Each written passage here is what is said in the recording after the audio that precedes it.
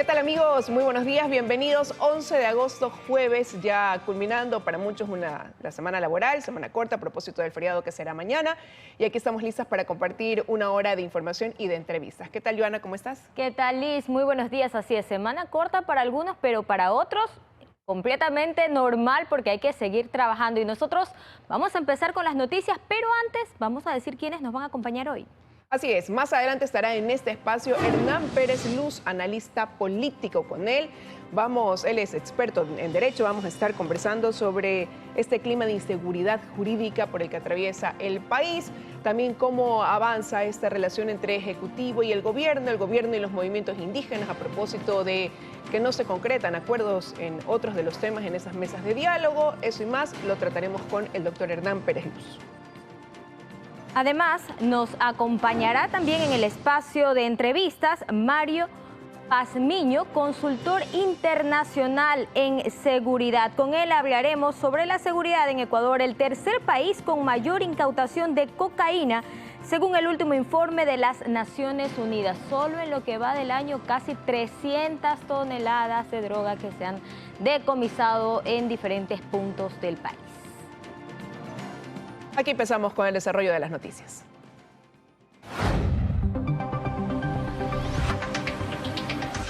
El ministro de Defensa, Luis Lara, hizo un fuerte llamado a todos los sectores políticos del país a sumarse al combate al narcotráfico y al crimen organizado. Incluso hizo algunas críticas también a la Asamblea Nacional, Liz. Esto lo hizo durante la ceremonia militar en conmemoración del 10 de agosto. Efectivamente hizo este llamado de atención a la Asamblea, dijo él, por legislar en contra de las fuerzas del orden y llamó también a la función judicial a cumplir la ley. Escuchemos lo que dijo el ministro Luis Lara. Ecuador ha sido distinguido por haberse ubicado en el tercer país del mundo con mayor incautación de droga. A muchos les duele nuestro trabajo y nuestra acción. A muchos políticos les duele en sus bolsillos los 300 toneladas de droga incautadas en un año. Pero no nos vamos a amedrentar. Es el momento de decir las cosas como son. Los criminales, los narcotraficantes, los corruptos atentan contra el pueblo, contra la paz y la seguridad. Resulta desconcertante que se apoye a la violencia y, mucho más grave, que se legisle limitando la acción de la policía y de las fuerzas del orden. Para los ecuatorianos resulta incomprensible el afán de ciertos sectores políticos de proteger a los violentos, de encubrir el terrorismo, de atentar contra la democracia, debilitar la acción del Estado para combatir el crimen, el narcotráfico, la subversión. Es un ataque directo contra la vida, contra las familias. En horas de la noche, en las celebraciones también que se realizaron en la Plaza de la Independencia por la conmemoración del 10 de agosto, allá en Quito, el presidente Lasso aprovechó en su discurso también para hacer algunos anuncios. En uno de esos se refirió a la ley de comunicación y aseguró que no dará paso a las reformas que implican esa ley aprobadas por la Asamblea Nacional. Así es, Liz, se esperaba también ya un pronunciamiento luego de que lo había hecho simplemente por un comunicado a través de su cuenta de Twitter. Dijo que vamos a empezar a recibir los insumos por parte de los medios de comunicación, de los periodistas, para formar este veto que no va a permitir entonces las reformas que fueron aprobadas por la Asamblea Nacional, recordemos, el pasado mes de julio, con 75 votos a favor. Escuchemos lo que dijo Guillermo Lasso. Toda relación entre gobierno y prensa es siempre tensa. Nadie tiene eso más claro que yo. A pesar de todo eso, nunca, jamás permitiré que pase una ley como la que recientemente ha recibido trámite en Asamblea Nacional. Es por eso que aprovecho esta solemne ocasión para decirle a la opinión pública, vamos a empezar a recibir los insumos de medios de comunicación y de otros sectores sociales para elaborar el veto al proyecto de ley de comunicación.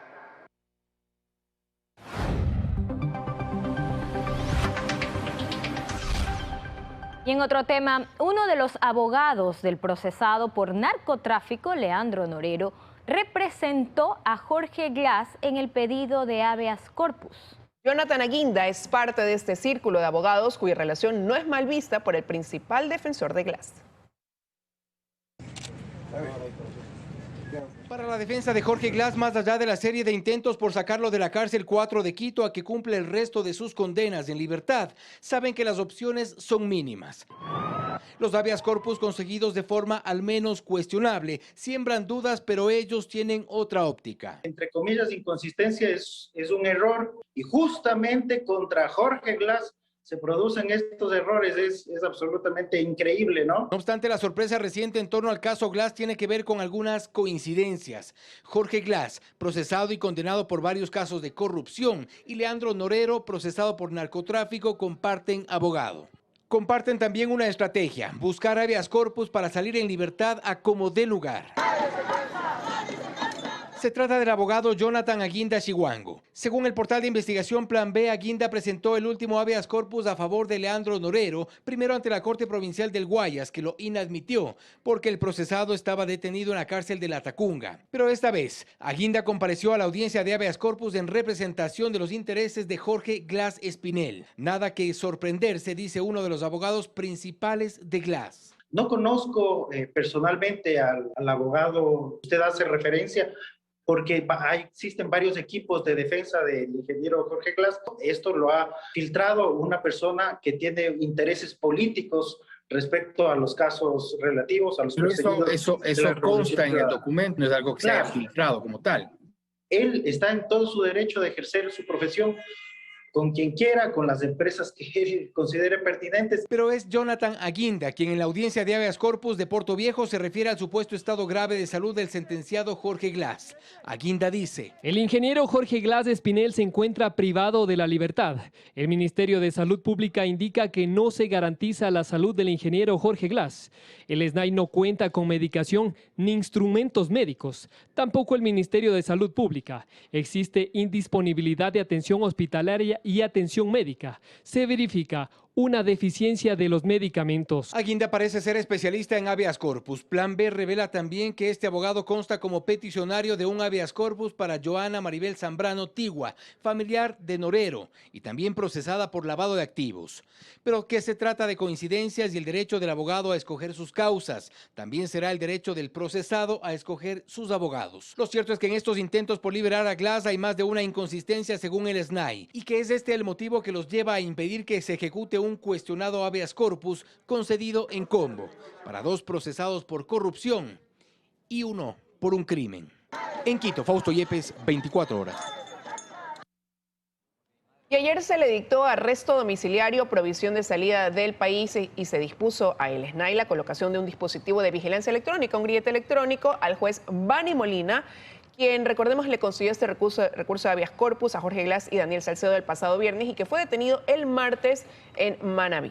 La instrucción fiscal durará 90 días y el procesado, en su calidad de juez de garantías penitenciarias, habría emitido 3 boletas de excarcelación horas después de ser llamado a un juicio por un presunto delito de prevaricato. Es decir, se encontraba inhabilitado para hacerlo. Esta audiencia, en la que sí estuvo presente el juez Molina, duró por lo menos 2 horas. Por eso se abrió esta investigación por el cargo de usurpación, el delito más bien de usurpación de funciones. Ayer la policía también notificó y comentó que habían realizado algunos allanamientos en Crucita y en Manta en bienes inmuebles que estarían relacionados al juez Molina.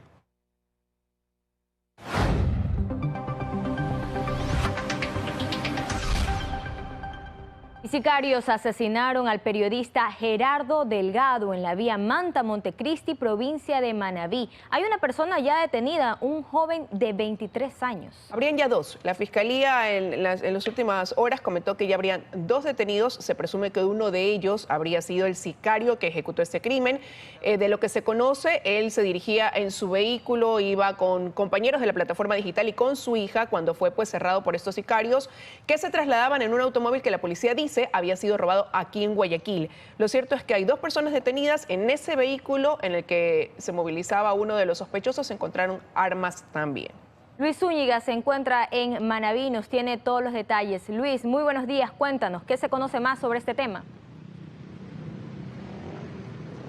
¿Cómo están, Joana, Liz, amigos televidentes? Muy buenos días, son ya las 7 de la mañana con 11 minutos y nos encontramos a esta hora en los exteriores del VC de Manta, en la provincia de Manabí. Comentarles que acá continúa realmente la conmoción luego del asesinato del periodista, del colega Gerardo Delgado la tarde de ayer. Como ustedes bien lo han mencionado, los sujetos en horas de la tarde lo interceptan mientras se movilizaba en su vehículo, acaban con su vida y la policía, luego de varias horas de búsqueda, porque se hizo un despliegue en las diferentes salidas de la provincia, no solo de la ciudad de Manta, logran dar con dos presuntos responsables de este hecho, pero incluso las investigaciones continúan, pues presuntamente habría incluso un tercer sujeto y como bien lo ha mencionado, estas personas vinieron incluso desde Guayaquil. El detalle, lo que se conoce hasta el momento de este lamentable hecho, en el siguiente reportaje que hemos preparado para ustedes. Veamos. Las muertes violentas no paran. En esta ocasión la víctima se trata del conocido periodista manabita Gerardo Delgado. El hecho ocurrió la tarde de este miércoles, mientras se movilizaba en su vehículo junto a su hija en la vía Manta-Montecristi. Allí fue interceptado y asesinado a tiros. Y es aprovechado el semáforo en rojo para poder realizar este evento de violencia. Como usted conoce, salieron dos ciudadanos por ambos lados de los vehículos y propinaron de un lado 9 impactos de proyectil de arma de fuego en contra del vehículo, que también impactaron en la humanidad del periodista, y por el otro lado 2 impactos de proyectil de arma de fuego. Se conoce que el ahora fallecido habría recibido una llamada minutos antes del crimen sobre un supuesto suicidio cerca de la zona, en donde luego fue asesinado. Se encontró 9 indicios balísticos. Las armas de fuego que se encontró al interior de este vehículo es una pistola calibre 9 milímetros, asimismo un revólver calibre 38. Lo ocurrido causó conmoción en Manta. Gerardo Delgado era el propietario del medio digital Hola Manta TV. Horas después del asesinato, las autoridades confirmaron la captura de los 2 presuntos culpables del hecho de sangre. El primero fue hallado en Manta y estaba armado. En el peaje, antes de ingresar a Puerto Viejo, nuestra policía preventiva ve un vehículo en movimientos inusuales. Inmediatamente procede a la detención de este vehículo, en cuyo interior encuentran 2 armas de fuego. Así es, se confirma la detención de una persona y seguimos haciendo investigaciones correspondientes. Mientras el segundo sujeto fue detenido horas después en Paján. En el sector de la vía de Paján hacia Guayaquil fue interceptado un segundo individuo, el mismo que presenta una vestimenta de similares características de la que ocurrió, que fue utilizado por el sicario en el momento del hecho de violencia. Ambos detenidos son de nacionalidad ecuatoriana y mayores de edad, uno de ellos con boleta de captura por porte de armas. Estos individuos llegaron en un vehículo robado desde Guayaquil. Ellos habrían robado un vehículo en el sector de Pascuales de la ciudad de Guayaquil, el mismo que fue utilizado para realizar este evento de violencia. Ellos no conocían la ciudad, que había sido contactado, y esperamos ubicar quién fue el que hizo el contacto a estos 2 sicarios. La policía ahora investiga las causas del hecho, por el cual él o los autores intelectuales pagaron $2.000. Aunque extraoficialmente se habló de que el periodista habría recibido amenazas, la policía no lo ha confirmado. Luis Alfredo Zúñiga, 24 horas.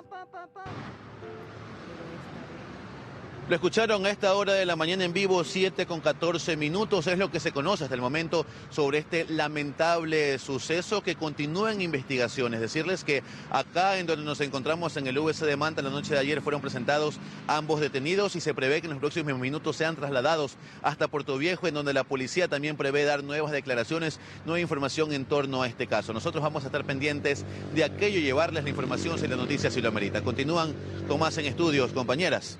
Muy buenos días.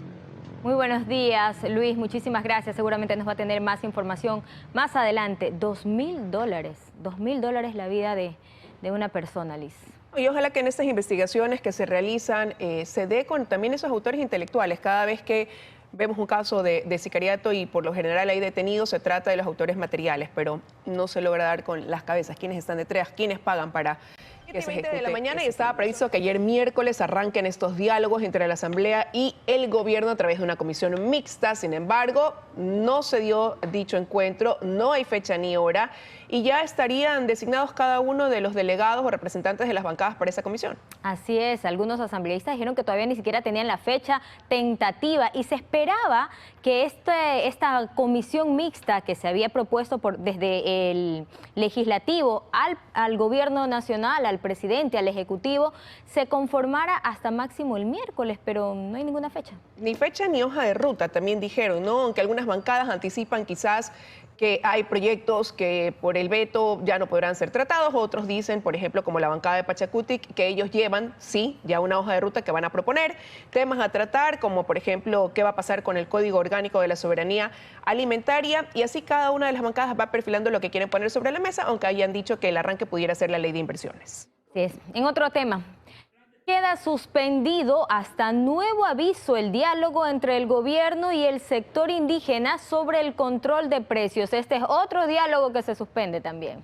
Sí, esto porque no llegan a un acuerdo, ¿no? Definitivamente desde el movimiento indígena ellos insisten en que se debe basar esta decisión de fijar y controlar los precios en torno a los 44 productos que ellos han propuesto. No aceptan esto que dice el gobierno, que en esa lista hay productos que son con materia prima importada, que ya son procesados y que por ende no pudieran estar dentro. Así que van a dejar de lado ese tema, piensan avanzar en otros hasta ver cómo logran ahí un acuerdo. Lo cierto es que ya el movimiento indígena ha mostrado cierta molestia porque están estancados en un tema que para ellos es bastante importante.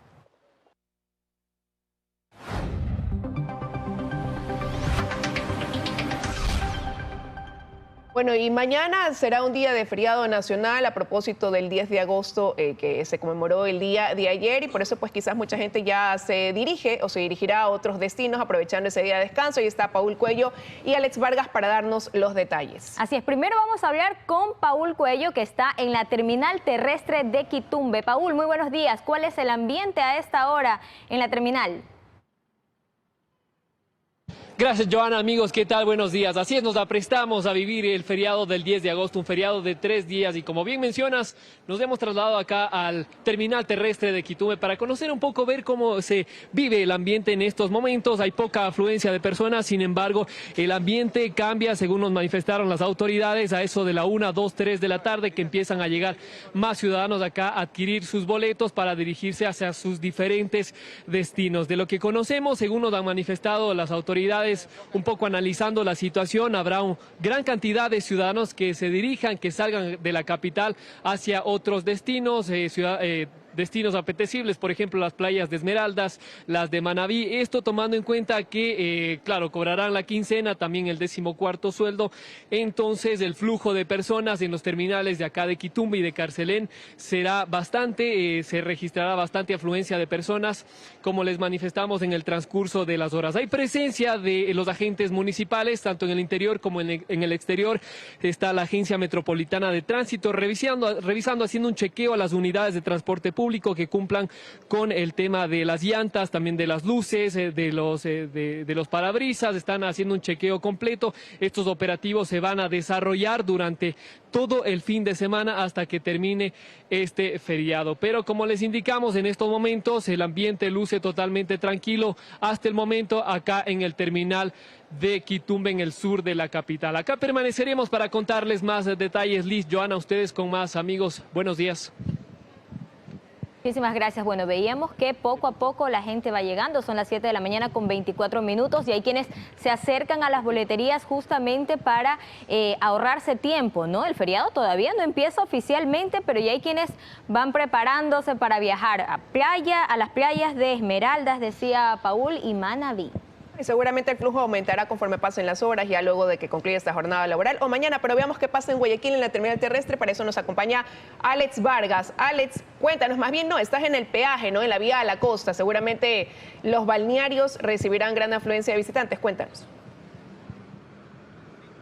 Sí, ¿qué tal? Qué gusto. A esta hora de la mañana, 7:25, precisamente aquí en la vía de la costa, el peaje de Choncón. De resaltarles que ya personal uniformado de la CTE tendrá ya desplazado 4.147 uniformados a lo largo de lo que es la vía de la costa, tomando por supuesto contacto en lo que comprende la ruta del Espóndilos. Tengan muy en cuenta, y para los ciudadanos, el saber de que los 55 fotorradares que existió la respectiva denuncia por parte de ciudadanos que estaban por falta de calibración, por supuesto, hasta el día de ayer, en horas de la tarde-noche, totalmente ya calibrados, reparados, para que de esta manera los ciudadanos puedan circular con total calma y de esta manera llegar a su punto de destino y disfrutar en este feriado de fin de semana. También nos mencionan de que inicia desde hoy, precisamente porque muchos ciudadanos, como indicaba Joana, el saber de que ya su jornada laboral culmina a las 17 horas, 18 horas, ya tienen la maleta para viajar y por supuesto dirigirse a lo largo de lo que son las costas ecuatorianas. Tengan muy en cuenta esto, los fotorradares ya calibrados, y por supuesto aquí ya está todo el personaje, la directriz, el payaso, está Vialito, está también la super gear de Vial, para de esta manera darle a conocer a los ciudadanos que deben manejar con responsabilidad y evitar, al menos para este feriado, algún accidente que después estemos lamentando. Compañeros. Muchísimas gracias, Alex, también por ese reporte. Como decíamos, seguramente conforme pasen las horas va a haber mayor movimiento. Son las 7:26 de la mañana. Antes de irnos a la pausa, también, Joana, comentar algo que para hoy el Ministerio de Salud Pública ha convocado una rueda de prensa a las 10:30 de la mañana para dar informes sobre la viruela del mono en el país. Y esto a propósito de que se ha mencionado que habría el caso de un niño de 9 años que estaba de vacaciones, partió de Quevedo a Loja, y en Loja pues parece ha sido detectado que es uno de los pacientes con la viruela del mono. Más detalles habrán en el transcurso de las horas. Así es, más adelante. Mucha precaución, mucha responsabilidad, mucho cuidado. Se viene un feriado, hay que pasarlo con mucha calma y responsabilidad. 7 de la mañana con 32 de la mañana. A esta hora le doy la bienvenida en el estudio en Guayaquil al doctor Hernán Pérez Luz, analista político, articulista de Diario El Universo, experto en Derecho. Doctor, gracias por estar con nosotros esta mañana. Gracias por la invitación, Liz. En los últimos días, con lo que ha pasado y que atañe a la función judicial, se ha puesto sobre la mesa una gran preocupación, que es cómo esto conduce a una inseguridad jurídica en el país, que trae repercusiones en otros ámbitos, ¿no? Y ahí el tema es que hay una ley que faculta todos estos recursos, el habeas corpus, la acción de protección, están ahí. Pero ¿cuándo comenzó siente usted quizás este abuso indiscriminado de los mismos para tener otro tipo de resultados, como llegar al punto de quitar o poner autoridades? Bueno, esto ha venido desde hace tiempo, pero el abuso y la desnaturalización, lamentablemente, el lenguaje que usa la Constitución, la propia Corte en algunas de sus sentencias, y simplemente el nuevo espíritu constitucional que tenemos, esta concepción, yo diría algo barroca, de los derechos constitucionales y muy poco énfasis en las obligaciones y los deberes de los ciudadanos, hace que los jueces tengan un alto margen de discrecionalidad, y ahí viene el problema.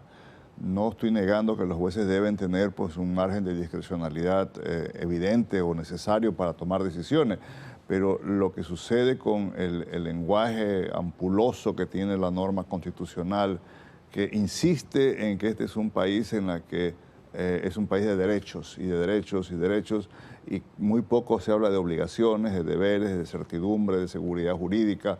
Entonces va creando un escenario. Este es un problema que hay que entenderlo, es mucho más amplio. La Corte ha hecho sus esfuerzos para un poco bajar un poco esto, pero no es fácil, porque estas garantías las pueden invocar, por ejemplo, cualquier persona. Cualquier persona puede acercarse y pedir una acción de protección, por ejemplo, sobre decisiones tomadas por alguna autoridad en Zamora. Y así en cualquier punto del país. Porque somos casi una especie de guardianes de la Constitución, los ciudadanos. Y de alguna manera tenemos la legitimidad para presentar acciones en las cuales no tengo que probar el daño inmediato a mis derechos. Puedo presentar por terceros. Pero más allá de quizás quién lo presente, está quien resuelve sobre esa petición, que en este caso es el juez. Y en muchos de los casos lo que se ve es que se hace una interpretación quizás hasta antojadiza. Los casos más emblemáticos y más extremos, son estos últimos intentos del correísmo de sacar de la cárcel al señor Glass. Eso prácticamente es lo que hemos llegado a uno de los puntos más altos, quizás ojalá que no lleguemos más alto o más bajo, perdón, del abuso y de la desnaturalización de las medidas cautelares, de las garantías constitucionales en general. Yo le puedo contar casos, el doctor León Roldós en semanas pasadas y meses pasados denunció en el diario El Universo cómo a través de medidas constitucionales, de cautelares constitucionales, deudores de la banca pública, como la CFN, habían logrado en los gobiernos anteriores, ¿verdad?, que se les acepten, empujar a que la CFN acepte, ¿verdad?, en vez de pagar los préstamos con tierras baldías que no valen ni la décima parte de sus deudas. Ese tipo de cosas se ha venido gestando en el Ecuador. Quizás no han recibido una trascendencia pública como el caso evidente del señor Glass. Ahora, la norma está ahí y se pone sobre la mesa el debate de la necesidad de reformas a ese ordenamiento jurídico, pero eso es algo que va a tomar tiempo, que a lo mejor sí hay que hacerlo, pero y mientras tanto, doctor. La norma está ahí, pero los jueces también están ahí. Y yo creo que ese es el caso. ¿Qué pasó con el juez de Manglar Alto? Con la decisión que tomó. ¿Dónde está ese juez? Ese juez sigue siendo abogado, por ejemplo, es lo que vengo pidiendo. Que aquí tenemos que la sanción no es solamente suspender al juez por 90 días. Errores como el que se cometió en Puerto Viejo, ahora último. Intentos como este que son en que el abogado que firma miente. Porque si usted revisa lo que sucedió en Manglar Alto, por ejemplo, se mintió al juez y el juez se dejó, pues digamos, engañar, ¿no? Porque había un acto evidentemente colusorio. Y esas personas, uno se pregunta, ¿cómo así fueron abogados? ¿Cómo así llegaron a ser jueces? ¿Qué hacen ellos en la actualidad? Es decir, tenemos que tener un sistema en la sociedad ecuatoriana de reacción ante estos eventos. Y probablemente eso ayude a ir enderezando. Lo que ha hecho en este caso el gobierno realmente me parece que está bien, es cuestionable esto de que no le van a hacer caso. No, pero es que tampoco podemos caer en esa ingenuidad. Entonces, si mañana un juez que no sé, en Pelileo, con todo respeto al juez de Pelileo, que no lo conozco, para poner un ejemplo, un juez en Quito, en Guayaquil, se le ocurre, qué sé yo, que debemos volver al sucre y dejar el dólar, que vamos a esperar que la Corte Constitucional diga lo contrario y hasta mientras crea un caos jurídico. Pero ya hubo quienes calificaron ese pronunciamiento del presidente Lasso como una intromisión en otra función que sería la función judicial. Y si no lo hace, entonces que el señor Glass otra vez vuelve a la libertad. Pero y esto va a seguir pasando, es lo que se proyecta mientras tengamos entonces lo que dice la norma tal y como está y tengamos los jueces que tenemos hoy en el país, no generalizando, ¿no? Pero sí basándonos en lo que hemos visto últimamente. ¿Qué hacer ante eso para recuperar esa seguridad jurídica en el Ecuador? Darle mayor poder, creo que al Consejo, es decir, el Consejo de la Judicatura también, curiosamente, tiene ciertas limitaciones por más que quisiera ayudar, pero ahí hay un problema en el poder sancionatorio de los jueces, sobre los jueces. La estructura legal que se heredó del correísmo hace difícil el Consejo, pero no imposible. Ellos pueden tomar medidas muy drásticas con respecto a los abogados que han actuado en estos casos. El caso del señor Yunda, por ejemplo, ¿recuerda usted? También fue un caso en el que se manipuló a una garantía constitucional. Es decir, nos estamos olvidando, ¿verdad?, que venimos arrastrando, como usted bien dice, esta explosión de los abusos de las garantías constitucionales. Ayer el presidente de la Corte decía que era el Consejo de la Judicatura el que tenía que sancionar y refiriéndose, por ejemplo, al caso de este juez Molina de Puerto Viejo, es un juez que actuó pese a que ya tenía una prohibición de hacerlo por esa suspensión, pero ¿quién le da seguimiento a esas decisiones que se toman? Al punto de que él consideró que a las 4 de la tarde todavía podía conceder un habeas corpus, pero ya tenía una sanción, pero sin embargo no se ejecuta, no hay el seguimiento respectivo a lo mejor. Es impresionante. No, realmente yo coincido el grado de abuso, ¿no?, de escándalo que se ha tomado ahí. ¿Quién podemos hacer? Lo que podemos hacer los ciudadanos es lo que estamos haciendo ahora, poner reflectores en estos casos, advertirle a la sociedad sobre estos temas y que los jueces entiendan que no van a salirse con la suya, digamos, que esto tiene un costo. Porque ¿por qué hacen esto los jueces? ¿Por qué hacen los jueces lo que volvemos al tema que había denunciado el abogado Roldós, el doctor Roldós? de estafar prácticamente a la corporación financiera, porque saben que no les va a pasar nada. Tienen de alguna manera un sentido de protección, porque piensan que esto se va a olvidar, que se va a quedar un poco escondido aquí o allá. Ese tipo de cosas es lo que tenemos, la capacidad de reacción de la sociedad ecuatoriana. Eso pasa con casos que son públicos y mediáticos. ¿Qué no pasará con aquellos que no lo son? ¿Qué no pasará a diario con personas de escasos recursos, en lugares, en el agro? ¿Qué abusos no se estarán dando en ese tema, ¿no? Y lamentablemente no tienen a veces la trascendencia pública que se lo merecen, ¿no? Porque el tema de la justicia es muy importante en una sociedad. Eso por un lado, y rápidamente quiero tocar otro tema, ¿no? Lo que está pasando también en otros ámbitos, casos de corrupción que se están investigando, donde dentro de esas investigaciones hay funcionarios públicos, asambleístas oficialistas, donde comienza pues a inmiscuirse gente muy cercana quizás al presidente de la República. Deben hacerse las investigaciones. Yo creo que eso le hace bien al propio gobierno, a la sociedad en general. Yo creo que es necesario que se investigue, pero que tampoco pues se escandalice al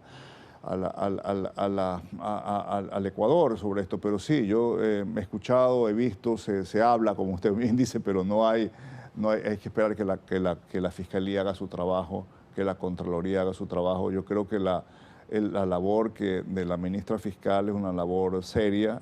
Yo creo que hay que darle un poco de tiempo para que esas investigaciones comiencen ya a producir algún tipo de resultados. Sí. ¿Y su opinión sobre lo que mencionó ayer en la noche también el presidente de la República, de decir que no van a permitir que se dé paso a esas reformas a la ley de comunicación tal y como las ha aprobado la Asamblea Nacional, sino que más bien ya le ha dicho a la Secretaría de Comunicación que comience a articular algún documento, esto de aquí nutriéndose de los mismos medios de comunicación, por ejemplo? Es increíble, Liz, a estas alturas, después de lo que nos pasó en el Ecuador, en el correísmo, en la dictadura correísta, tener otra vez que discutir el tema de la libertad de expresión. Pensábamos de alguna manera que un tema ya se había superado, que con la decisión de la Corte Interamericana de Justicia en el caso del Universo, donde claramente se le llama la atención al Estado ecuatoriano, que debe todavía más hacer reformas más a la ley de comunicación para defender a la libertad de expresión y quitarle todavía,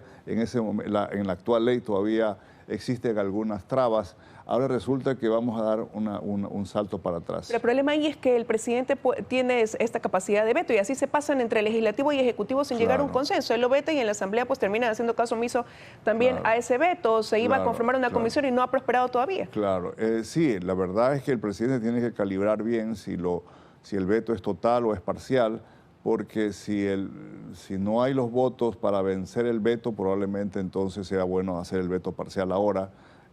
Pero igual puede resuceder después de un año. Es decir, el problema no es que se escapa si el presidente lo hace, veta totalmente el proyecto.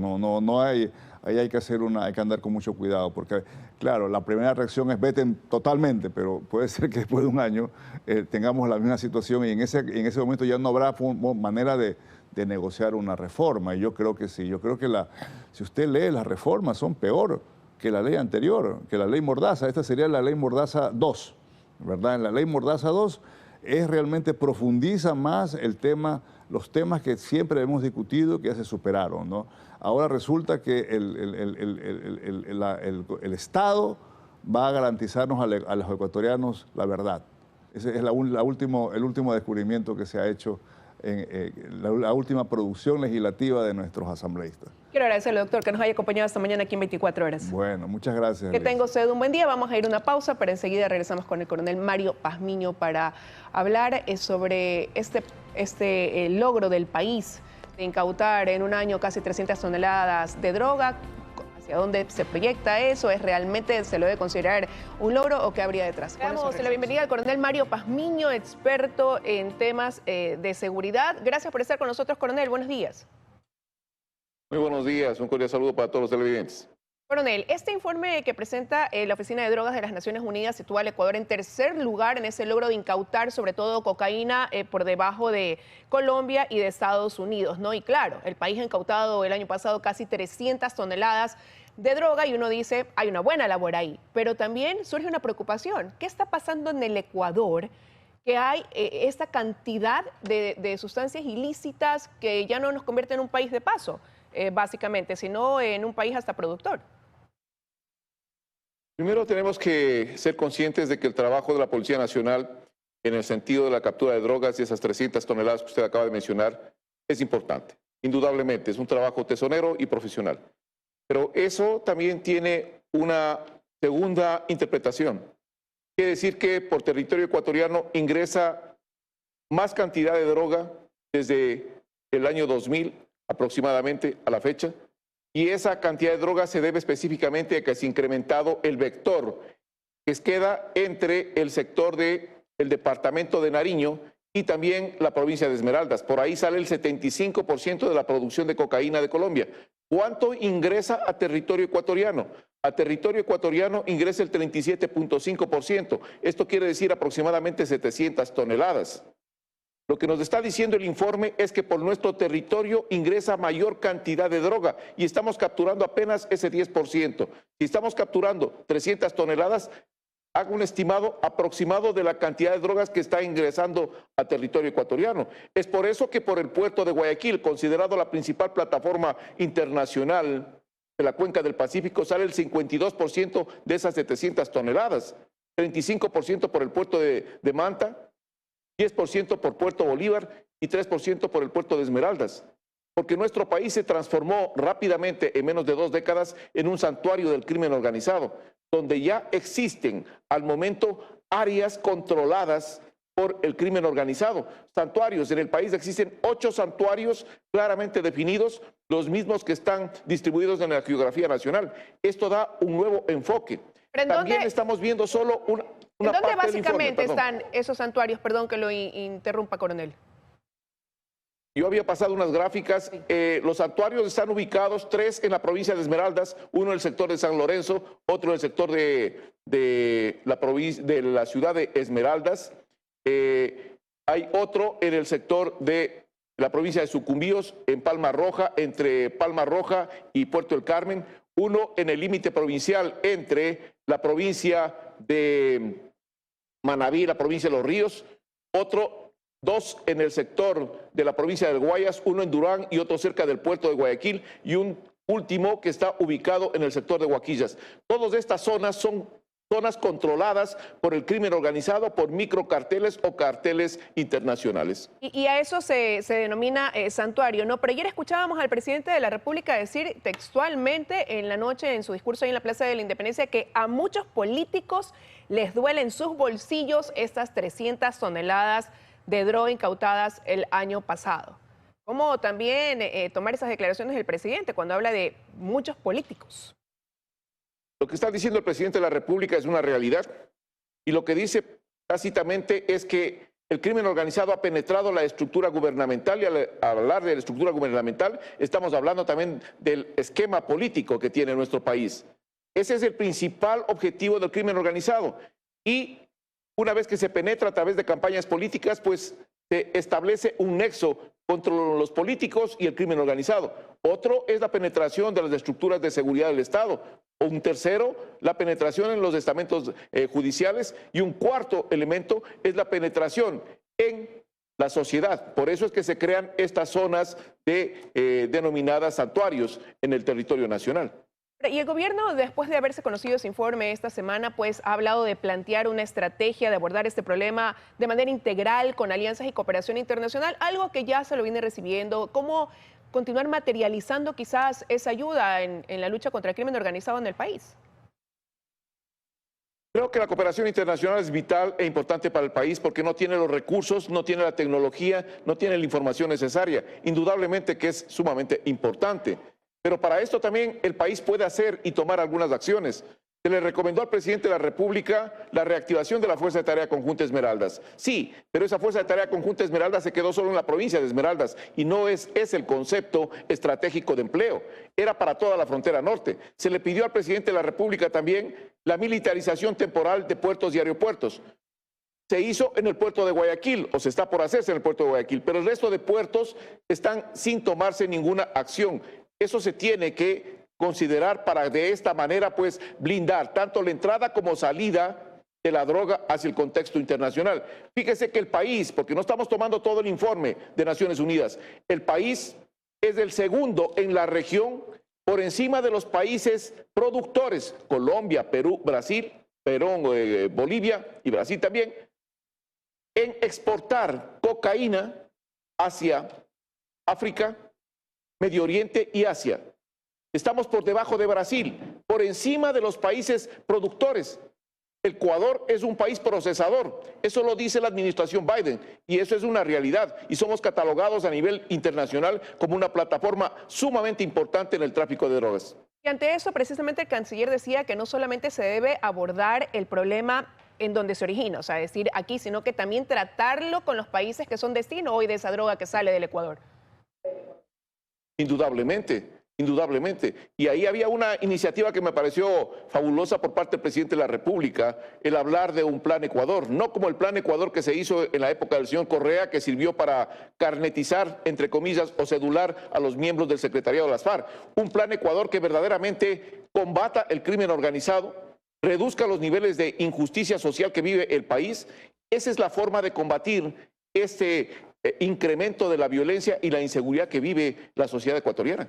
Pero eso regresa la mirada a lo que usted acaba de señalar. En el país hay un problema de recursos que no los tienen y por eso querían la cooperación internacional. En algún momento también el canciller lo dijo, que esa ayuda sea dinero para poder adquirir las cosas. Hay procesos de los que venimos escuchando que no terminan de concretarse por esos procesos burocráticos para la adquisición, por ejemplo, de escáneres que se dijo se iban a poner en los puertos, empezando por el puerto de Guayaquil, por ejemplo. Y todo eso se convierte en un problema que le va dando terreno a este crimen organizado. Es que las mismas autoridades y funcionarios no plantean una situación lógica. ¿Quién se opone a que existan controles más eficientes en el sistema de puertos y aeropuertos? Colocar escáneres es lo que se necesita hacer, dotar de una vigilancia tecnológica, como por ejemplo lo que utilizan en otros puertos, el sistema de drones para vigilancia en áreas críticas.